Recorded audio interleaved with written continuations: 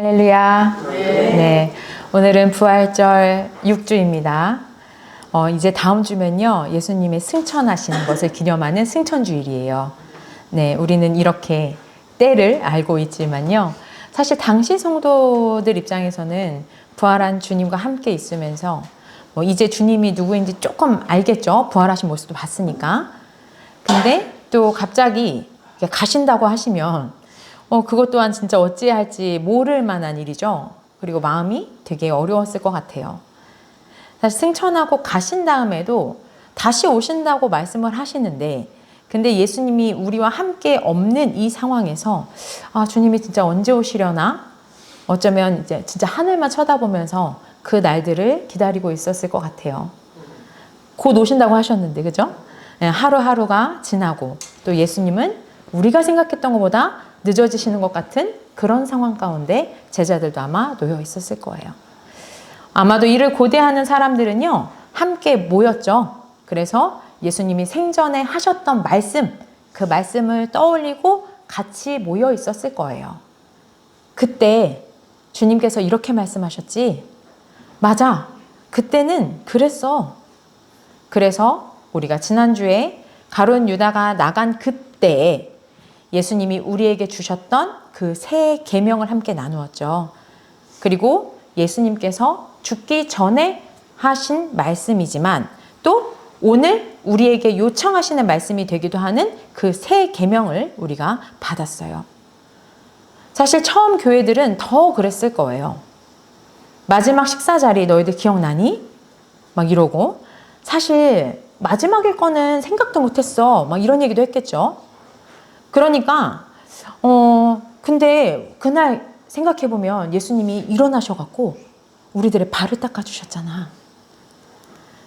그때도 진짜 놀랬지만 지금 와서 생각해보면 어떻게 죽음을 앞두고 우리들한테 발을 닦아주실 수가 있어? 이런 얘기들을 했을 거예요. 그러면서 그럼 우리도 서로 발을 닦아주자. 이렇게 하면서 그런 의미를 되새겨서 세족식이 생겨나기도 했고 또 성찬도 생겨나지 않았을까 생각해 봅니다. 이렇게 요한복음은요, 실제 예수님의 이야기와 또 시간이 흘러서 그 이야기를 접한 사람들의 이야기가 서로 섞여 있어요. 14장으로 넘어가면요, 우리 지난주에도 잠깐 나눴지만 보혜사 성령을 보내주실 것이다 라는 이야기가 나오게 돼요. 그 보혜사를 제자들에게 보내신다고 말씀을 하셨고요. 그리고 그분이 너희와 함께 영원히 너희 안에 계신다고 말씀하셨어요. 이 말씀 또한 당시 제자들에게는 사실 이해가 되지 않는 말씀일 거예요. 도대체 어딜 가시는데 갔다 오신다고도 하고 또 보혜사가 우리랑 영원히 있다는 거는 도대체 무슨 말일까? 사실 우리는 지금 예수님의 죽음도 또 예수님의 부활도 예수님의 승천도 다 경험한 상태에서 이 이야기를 읽고 있기 때문에 이해도 되고 납득도 되고 하지만 사실 그 당시에 있는 사람들은 죽음을 앞두고는 죽음 이해를 못했고 부활을 앞두고는 부활 이해를 못했고 승천을 앞두고도 승천 이해를 못했죠. 이 상황이에요. 뭔 말인지 몰랐을 거예요. 그러자 가룟 유다가 아닌 다른 유다가 질문을 해요. 주님께서 우리에게는 자신을 드러내시고 세상에는 드러내지 않는다고 하시는 게 도대체 무슨 까닭입니까? 라고 물어봤어요. 무슨 얘기일까요? 유다 생각에는 예수님이 이 세상에 짜잔 하고 나타나셔야 되는 거예요. 기다리던 메시아잖아요. 그러니까 전 인류 앞에 예수님이 내가 그 메시아다 이렇게 하면서 나타나셔야 되는 거죠. 그럼 제자들도 우리가 그의 제자다. 내가 우측에 앉아있다. 내가 좌의정이다. 이렇게 해야 되는 거죠. 그동안 쫓아다니면서 기다린 바로 그날이 오는 거죠. 그 순간을 꿈꾸고 있었을 거예요. 그런데 예수님의 생각은 이것과는 전혀 다르죠. 우리 23절 합독하겠습니다. 예수께서 누구든지 나를 사랑하는 사람은 내 말을 지킬 것이다. 내 아버지께서 사람을 사랑하실 것이요 내 아버지와 나는 그 그 사람과 함께 살 것이다. 네, 조금 약간 딴소리 같은 느낌도 들죠. 예수님이 주시는 말씀은 누구든지 나를 사랑하는 사람이라면 예수님의 말을 지키라고 말씀을 하세요. 예수님의 말씀, 우리에게 주어진 계명을 지키면 내 아버지께서 그 사람을 사랑하실 것이고, 내 아버지와 예수님이 계명을 지키는 사람에게 가서 그 사람과 함께 살 것이다 라고 말씀을 하고 계세요. 자, 제자를 대변하는, 우리를 대변하고 있는 이 유다는요, 온 세상에 짜잔 나타나는 예수님을 원하지만 예수님은 아버지와 예수님과 계명을 지키는 사람에 대한 이야기를 하고 계세요. 말씀을 지키는, 사랑하는 사람과 함께 사신다고 말씀하세요. 예수님은요, 그저 우리 눈에 보여지는 것을 넘어서 말씀대로 사는 사람과 함께 거하신다고 말씀하고 계세요. 예수님은 세상 모든 사람에 대한 답을 주는 것보다 말씀을 지키는 사람, 예수님과 깊은 관계, 아버지와 사랑의 관계에 있는 사람에게 관심을 보이고 계시는 거예요. 그리고 그 사람과 사신다라고 말씀하세요. 여기에 사신다는 표현을 보면 헬라어 모네인데요. 이 말은 거처, 집이라는 뜻이에요. 근데 이 말이 요한복음에 딱 2번만 나와요. 근데 그게 지금 여기 하고요, 14장 2절에 나오거든요. 내 아버지의 집에는 있을 곳이 많다. 그렇지 않다면 내가 너희가 있을 곳을 마련하러 간다고 너희에게 내가 말했겠느냐? 나는 너희가 있을 곳을 마련하러 간다 라고 말씀을 하시는데, 여기에서 내 아버지의 집에 있을 곳이라는 말이 아까 본문에 나온 것과 똑같은 모네예요. 결국 거하신다라는 얘기는요, 주님과 함께 있는 거처인 거예요. 승천하셔서 주님이 우리와 함께 할 장소를 설명하시는 거죠. 여러분, 우리 생각해 보면 구약 시대에는요, 하나님 아버지의 집 이러면 예루살렘 성전이에요. 그곳이 하나님이 거하시는 곳이에요. 그래서 그곳에서 예배를 통해서 하나님과 만나요. 그런데 요한복음 4장에 오면요, 사마리아 여인이 등장하죠. 그러면서 그곳에서 우리는 여기서 예배 드렸는데 당신들 말은 예배할 곳이 예루살렘에 있다 라고 들었어요 라고 사마리아 여인이 이야기를 하죠. 이 말에 예수님께서 말씀하세요. 너희가 아버지께 이 산에서 예배를 드려야 한다거나 예루살렘에서 예배를 드려야 한다거나 하지 않을 때가 올 것이다. 그러면서 아주 유명한 구절이죠. 아버지께 참되게 예배하는 자들은 영과 진리로 예배할 때가 오나니 곧 이때라. 아버지께서는 자기에게 이렇게 예배하는 자들을 찾으시느니라. 하나님은 영이시니 예배하는 자가 영과 진리로 예배할지니라. 이 말씀이 나오죠. 자, 무슨 말이에요? 이제 예배 드리는 장소는 예루살렘이라는 지역적으로 한정되어 있다는 공식이 더 이상 통해요, 안 통해요? 의미가 없는 거죠. 안 통해요. 이것을 예수님께서 직접 말씀하셨어요. 그리고 오늘 본문에서는 아버지와 머물 거처, 우리가 말씀에 순종하고 또 서로 사랑하는 그 관계 가운데 거처를 준비하신다고 말씀하시고 계신 거예요. 그곳에 머물고 싶으시죠? 네. 그럼 이 거처에 못 가는 사람이 누군지가 또 24절에 보면 나와 있어요. 결국 예수님을 사랑하지 않는 사람, 그 사람은 그 거처에 머물지 못해요. 사랑하지 않는다는 것은 그럼 어떻게 평가할 수 있을까요? 예수님의 말씀을 지키지 않는 사람이고요. 사랑하지 않는 것은 바로 말씀을 지키지 않는 거예요. 여기서 이 예수님의 말씀이 바로 예수님을 보낸 아버지의 말씀이 되죠. 그래서 아버지와 또 아들이 하나다라는 말이 되는 거예요. 그러면서 25절에 보면 내가 너희와 함께 있는 동안에 나는 이 말을 너희에게 말하였다 라고 이야기를 하세요. 자, 내가 너희와 함께 있는 동안에 내가 이 말을 말했어 라는 게 무슨 뜻이에요? 이거 옛날에 얘기했었어. 기억해내 라는 초대인 거예요. 자, 그러면 우리 26절, 27절 무슨 말씀을 하셨었는지 우리 이 기억을 살리라는 초대에 들어가 보도록 하겠습니다. 합독하겠습니다. 그러나 너희에게 모든 것을 가르쳐 주실 것이며 또 내가 너희에게 말한 모든 것을 생각나게 하실 것이다. 나는 평화를 너희에게 주리라. 나는 내 평화를 너희에게 주리라. 내가 너희에게 주는 평화는 세상이 주는 것과 같지 않다. 너희는 마음에 근심하지 말고 두려워하지도 말아라. 여러분, 보혜사라는 말은요, 원래 법정 용어예요. 법원에서 쓰는 말이에요. 그래서 피고인 곁에 있는 변호사를 이야기하거든요. 예수님은 우리의 보혜사, 우리의 변호사인 성령을 아버지께서 내 이름, 예수 이름으로 보내셨다고 말하고 계세요. 우리가 봤던 것처럼 우리가 말씀대로 행하고 또 예수님은 아버지에게 그 말씀대로 행하는 자를 위해서 구하시죠. 그래서 아버지가 성령을 보내신다고 했죠. 그래서 내 이름으로 나 대신 보내시는 거죠.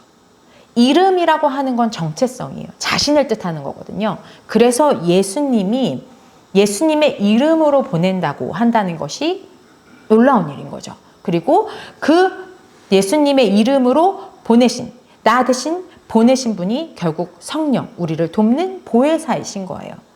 그래서 보혜사 성령은요, 보냄을 받은 대리인으로서 우리를 도우시는 거예요. 그러면 대리인이라고 하는 건 보낸 사람의 목적대로 움직여야 돼요. 변호사도 마찬가지잖아요. 그렇기 때문에 보혜사 성령은 하나님의 목적대로 이제 크게 두 가지 일을 우리한테 맡아서 해주실 거예요. 그 내용이 본론에 나와 있죠. 먼저는 모든 것을 가르칠 것이고요. 둘째는 모든 것을 생각나게 기억나게 해주실 거예요. 그러면서 예수님은 내가 너희에게 평화를 남겨두고 간다라고 말씀을 하세요. 평화라는 예수님께서 가시면서 유산을 우리에게 주고 가시겠다는 거죠. 근데 이 평화가 당시 사람들이 알아듣는 평화는 이제 로마의 평화예요.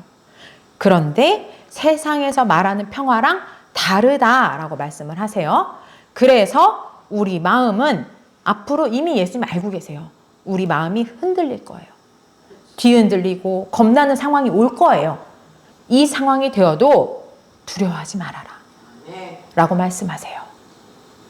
이 말을 들은 제자들은 아마도 지금 무슨 말씀하시는 거지? 정말 못 알아들었을 수도 있어요. 그런데 여러분, 예수님이 죽으시고 부활하신 이후 이 공동체는 아까 우리 서두에서 생각해 봤던 것처럼 이 말씀을 되새기면서 알았겠죠? 성령의 깨우침으로, 가르침으로 이것을 알았을 거예요. 그리고 이 모든 말씀들이, 이 말씀을 하시던 주님의 가르침이 이들의 머릿속에 생각나고 기억났을 거예요. 이게 바로 보혜사 성령의 일이죠. 아마 시간이 훌쩍 흘렀어요.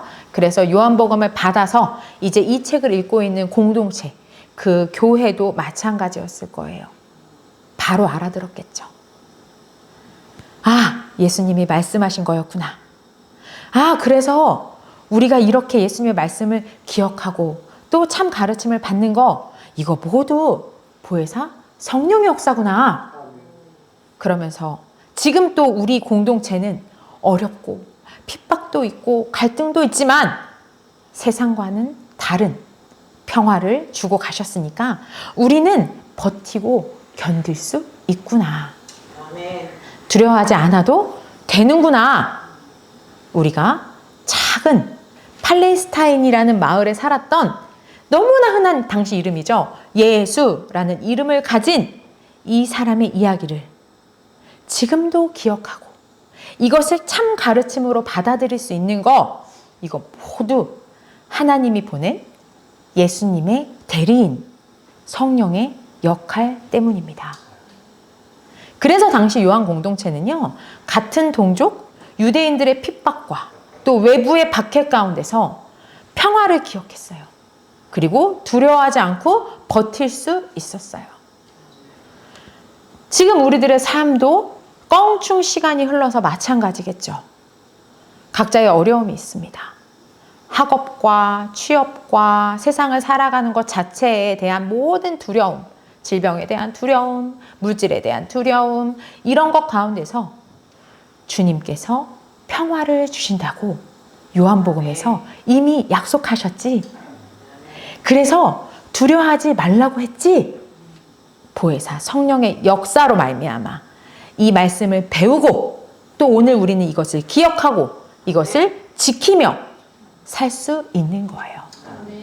그래서 예수님의 이 말씀, 이 진리의 이 말은요, 2000년 전에도 또 1000년 전에도 또 지금도 그 어느 때에도 우리에게 위로와 능력이 되는 그런 말씀으로 존재합니다. 그러면서 또 말씀을 이어가시거든요. 28절 합독하겠습니다. 너희는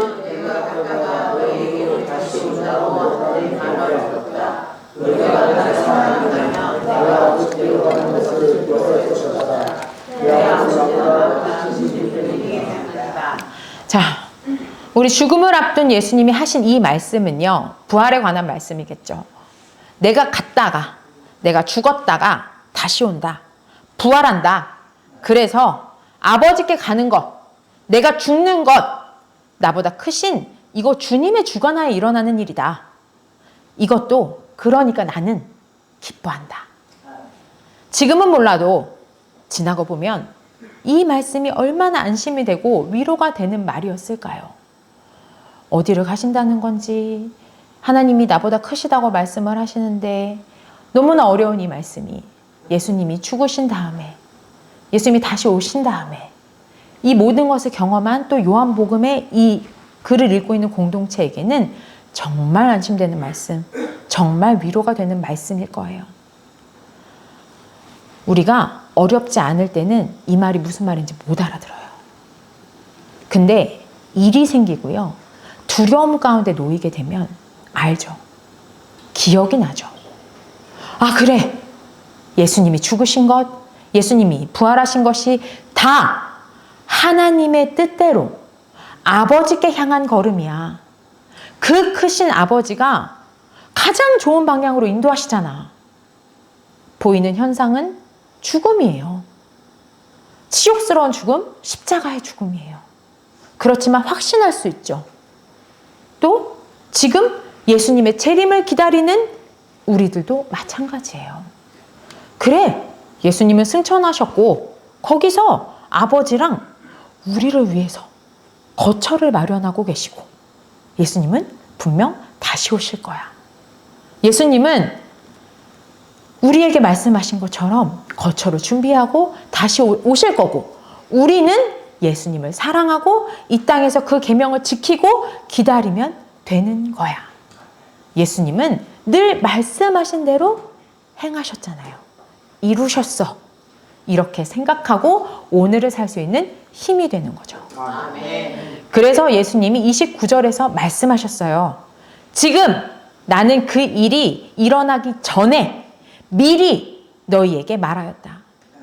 이것은 그 일이 일어날 때에 너희로 하여금 믿게 하려는 것이다. 이 말씀을 1차적으로 직접 앞에서 들은 제자들, 그들은 계속 얘기하지만 참 어리둥절해요. 왜냐? 아직 이 일이 일어나기 전이기 때문이죠. 감이 안 와요. 그런데 이 말씀을 왜 하시냐? 이 일이 일어날 때 너희로 믿게 하려는 것이다. 그리고 그 믿게 하려는 이유, 그 목적이 뭐예요? 그 일이 뭐라고요? 지금의 말씀을 듣고 있는 제자들에게 그 일은 죽음이에요. 그리고 또 조금 후에 이 일을 기억해 보는 사람들은 부활, 그리고 그 이후의 사람들은 승천이 될 거예요. 그리고 그 이후에는 성령 강림이죠. 그리고 우리에게 있을지 또 다음 세대에 있을지 모르지만 재림이죠. 주님은 그 일들이 일어날 때 우리로 하여금 맞아 하고 믿게 하시려고 오늘 이 말씀을 미리 주시는 거예요. 제가 오늘 예수님께서 우리에게 전해주신 말씀을 정리해 볼게요. 주님의 음성으로 들으시기 바랍니다. 얘들아, 나 이제 갈 거야. 그리고 나 다시 올 거야. 내가 가더라도 보혜사 성령을 보내줄 거니까 그분은 너희와 함께 있을 거거든. 내가 세상과 다른 진짜 평화, 참 평화를 주고 가니까 겁먹지 말고 할 수 있지? 지금 사실 너희들 뭔 말인지 어리둥절하지? 근데 말이야, 그날이 오면 이 말이 무슨 뜻인지 성령이 가르치고 기억나게 할 거야. 그러니까 너희들 나 사랑한다면 계명을 지키면서 세상이 주는 것에 흔들리지 말고 누가 뭐라고 해도 두려워하지 말고 견뎌내. 바로 이 말씀을 오늘 본문에서 하고 계십니다. 그래서 이 말씀이 예수님의 죽음을 경험한 그들에게는, 예수님의 부활을 경험한 그들에게는, 예수님의 승천을 경험한 그들에게는, 핍박받는 그들에게는, 어려움을 겪는 그들에게 위로와 확신이 되는 거예요. 말씀하신 그대로네. 이게 하나님의 일이네. 일이 일어날 때 그때 믿게 하시려는 거예요. 이 말씀을 하시고 나서 31절을 보면 예수님이 일어나 가자 라고 말씀을 하세요. 어디 가실까요? 죽으러. 내가 사랑하는 아버지, 그 말씀대로, 그 명령대로 이제 죽으러 가는 거예요. 여러분, 이 걸음은요, 세상과 다른 예수님의 행보예요. 세상은 리더가 먼저 솔선수범하는 경우가 사실 거의 없어요. 하다못해 진수성찬 앞에 있는데 혹여나 독 들어있을까봐 김이상군한테 먼저 맛보라고 하죠? 왕이 자기 죽을까봐 그렇게 하잖아요. 그런데 예수님은요, 먼저 일어나시고요, 먼저 죽으러 가시는 거예요.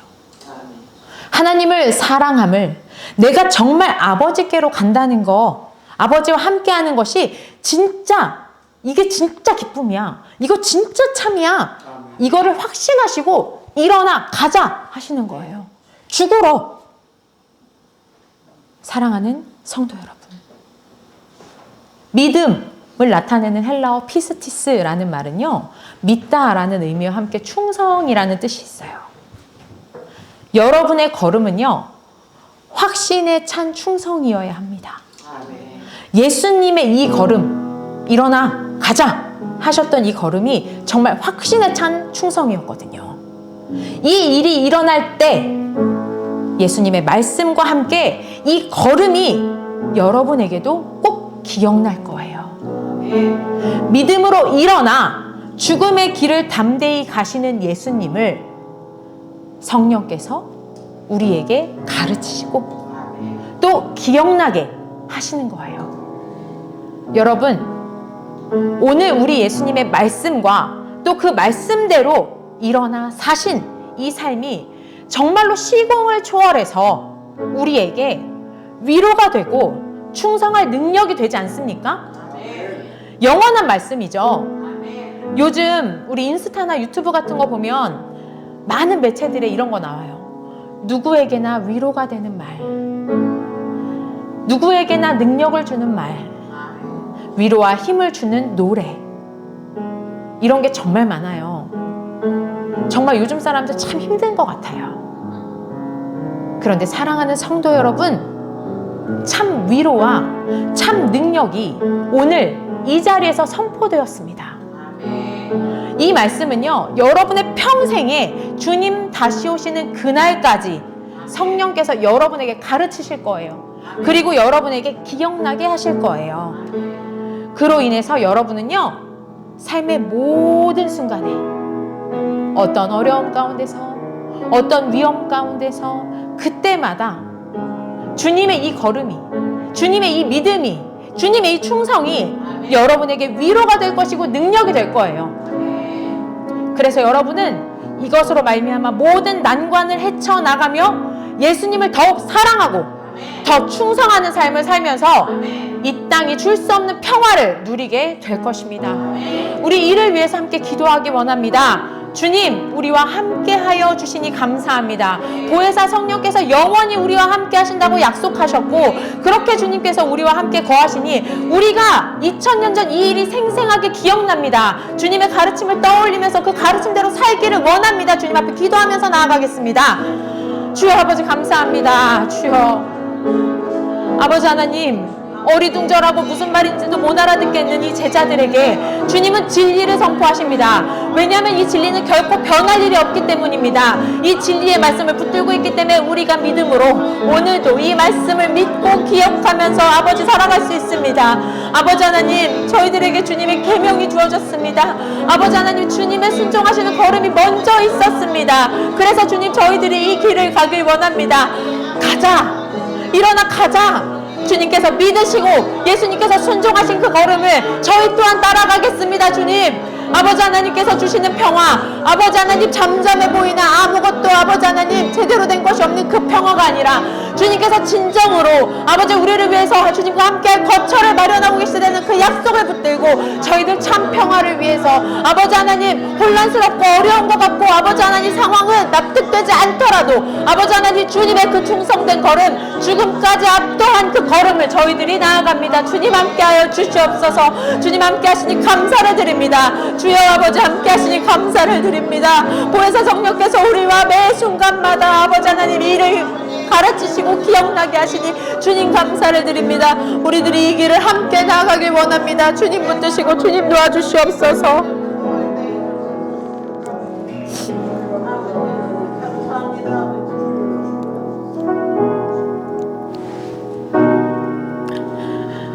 하나님 아버지, 주님은 우리에게 이 일이 일어나기 전에 가르치셨습니다.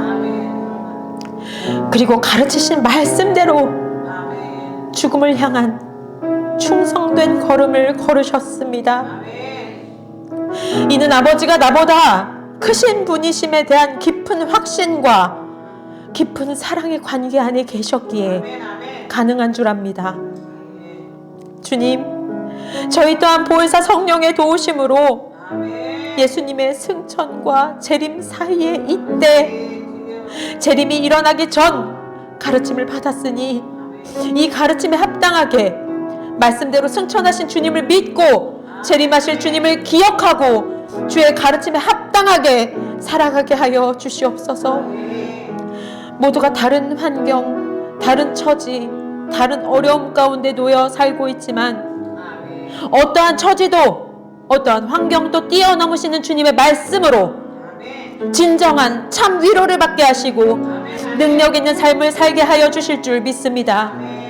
세상 속에 살지만 주님과 살 그 처소를 꿈꾸고 소망하며 주의 말씀만이 참 위로가 되고 능력이 되어서 하나님이 얼마나 크신 분인지를 알고 아는 만큼 깊이 사랑하며 충성되이 살아가겠습니다. 보혜사 성령님, 우리와 함께하여 주시옵소서. 예수 그리스도의 이름으로 기도드립니다. 아멘.